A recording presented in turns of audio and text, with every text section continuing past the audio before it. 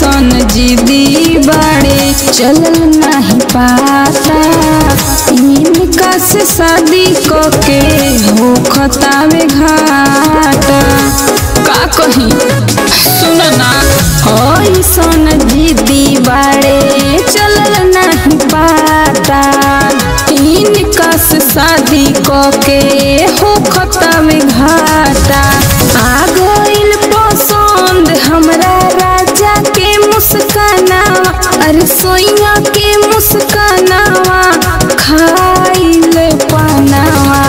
मारिए के फार दिहले कानावा रे एगो चूमे के कारनावा।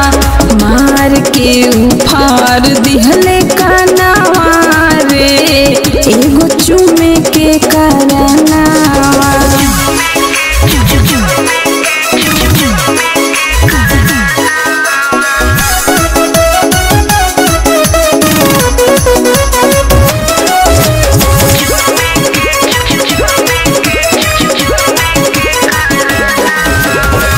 मननी न बात हम सिरियरवा के परल बसराप हमरा लागी नई हरवा के।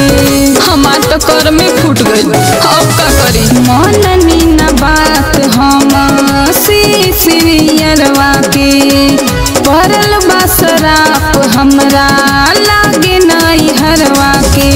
रागिनी के बढ़ल बावे अब तो धाड़ा कानावा।